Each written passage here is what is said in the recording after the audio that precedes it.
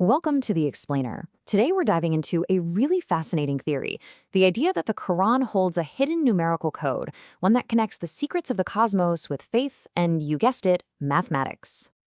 So let's just jump right in. The source material we're digging into frames its whole argument around this one central idea, that the universe is basically one giant puzzle. And it suggests the solution might have been hiding in plain sight this whole time. I mean, for as long as humans have existed, right? We've looked up at the stars and asked those huge questions. Where did all this come from? What are the rules? And that incredible curiosity is what's led to some of our most powerful scientific theories. Now, our source acknowledges all the heavy hitters, the Big Bang, the multiverse, string theory.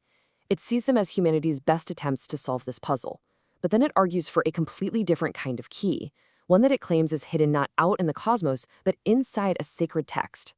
So where is this key, you ask? Well, according to the interpretation we're looking at, you might not find it in a telescope.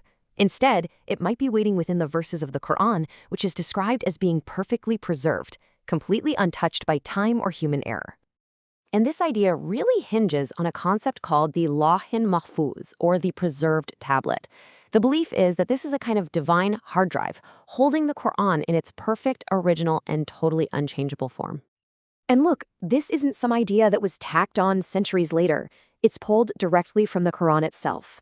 You can see it right here in the 85th chapter, or surah, where the text is described as glorious and secured in this preserved tablet. Okay, so if you're going to follow this line of thought, you kind of have to shift your perspective. This theory is asking us to see the Quran not just as a holy book, but as a perfectly preserved puzzle, where every single piece, right down to the verse number, has a specific place and a specific meaning. Right, so if the Quran is a puzzle, where do you even start? This is where things get really, really interesting. It proposes the key isn't just in the words, it's in a hidden numerical code. Which leads to this wild question, right? What if all those chapter and verse numbers we use for reference are actually more than just a filing system? What if they're part of the message itself? The whole theory kicks off with one very specific number, 7. It's a number that pops up everywhere in all sorts of cultures, but in this interpretation, it's like the master key that starts to unlock the whole code. And it's pretty wild how often the number 7 appears in Islamic cosmology and scripture, from the 7 heavens to the 7 verses in the Quran's opening chapter. But get this, the theory even pulls the number from those verses we just saw, chapter 85, verses 21 and 22. You add them up, 21 plus 22, you get 43. Then you add those digits, 4 plus 3, and boom, you get 7. But here's the thing, this theory says these numbers aren't just symbolic. No, they're treated like actual coordinates, like a GPS for the text, pointing to specific verses and creating this incredible hidden web of connections. Okay, check this out. This is a perfect example of how this whole coordinate system is supposed to work. Take the number 2185. You read that as Surah 2, verse 185, a verse about the Quran's revelation.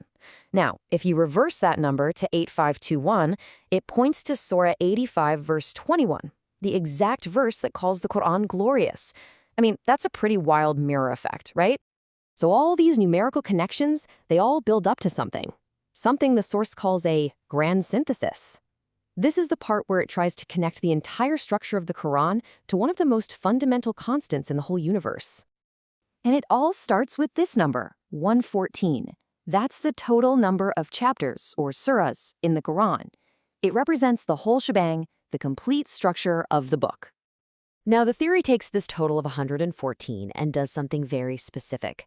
It breaks it down into two other numbers, 85 and 29. And according to this interpretation, these numbers are anything but random. So we already know why 85 is a big deal, right? That's the chapter about the preserved tablet. The theory then pairs it with chapter 29, the decree. The source chooses this chapter because it deals with the night the Quran's destiny was set. So you see the connection. One is about its physical preservation, the other about its spiritual origin. And we're not done yet. The theory then zooms in on that number 29 and breaks it down one more time into two pieces, 22, and yep, there it is again, our key number from the very beginning, 7. And this is the moment where the theory makes its most mind-blowing claim. Because what do you get when you divide 22 by 7? You get the ancient approximation for pi. Just think about that for a second. Pi, the mathematical constant that defines circles, cycles, and waves all across the cosmos, is proposed to be encoded right here. But wait, there's more. The synthesis doesn't just stop with pi. The source weaves in one more famously elegant number from the world of mathematics, 1729, also known as the Hardy-Ramanujan number. Mathematically, this number is famous because it's the smallest one that can be expressed as the sum of two cubes in two different ways. It's unique. Well, the theory we're exploring draws a symbolic parallel here. It connects the mathematical uniqueness of this number to the spiritual uniqueness of the night better than 1,000 months mentioned in the Quran, a singular moment of profound divine power. All right, so we've seen coordinates, the constant pi, even the Hardy-Ramanujan number. Let's step back and just ask, what is the grand picture this interpretation is trying to paint? What's the big idea here? Well, in the view of this theory, these numerical patterns are absolutely not random coincidences. They're presented as evidence of a deliberate, intricate design, a divine code that suggests the fabric of the universe and the fabric of Scripture are woven from the very same mathematical thread. And this leaves us with the ultimate question to chew on. Does this numerical tapestry represent a map of a divine blueprint, a cosmic code just waiting to be deciphered? Or is it a beautiful testament to our own profound, innate human desire to find patterns, order, and meaning in the sacred? That's what you should take away.